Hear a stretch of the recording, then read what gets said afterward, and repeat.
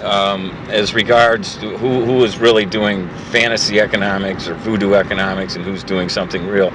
Some people will think that I'm kind of living in a fantasy world because in order for the things that I'm talking about to succeed, common assessments and actually addressing the earth-based economic and ecological issues requires a level of cooperation and collaboration that we have not attained, certainly on a scale that would make it functional. We've not seen this. So yes, the solutions that I think are out there require a level of cooperation and collaboration that doesn't currently exist. Uh, However, I'm taking the whole system into account. I'm taking the resource depletion into account and the costs of mitigating pollutants or putting off mitigating them. A fiscally responsible system would ultimately, one that can support itself and have have longevity, will not consume the resources faster than they can regenerate and will not pollute at levels greater than the Earth can mitigate.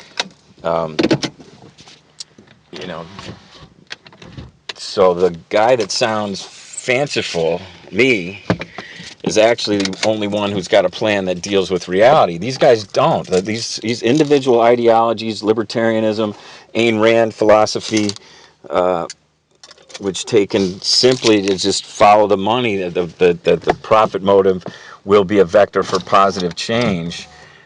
This has proved that it doesn't work. It's proved it on a lot of levels. So we have to combine different philosophies, and we have to bring in all the variables in order that the equations that we come up with to create new economics make sense.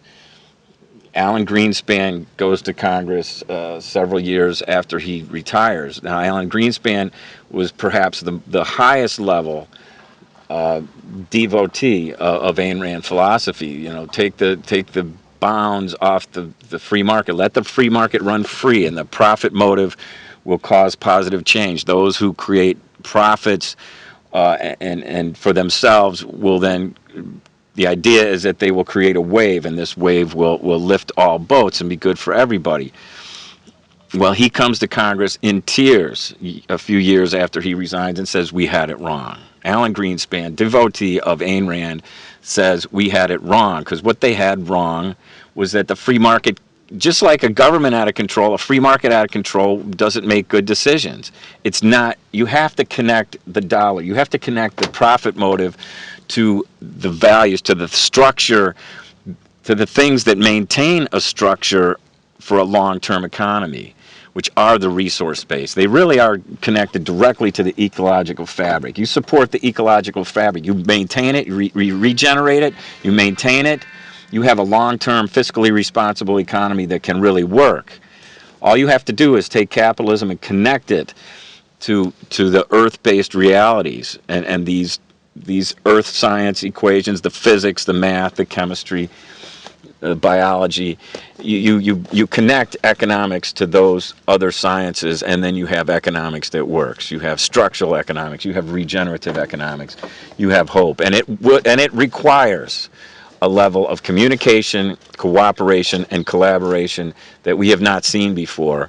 That is the challenge. It's in essence that simple.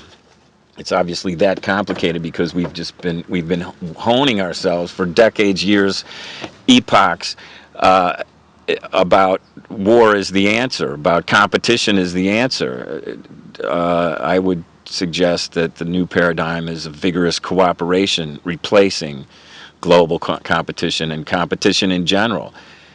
We play games for fun, for mutual benefit. To win at the expense of somebody else is no longer viable as a as a vector for positive change. The profit motive by itself, unattached to the earth-based reality, is not a vector for positive change.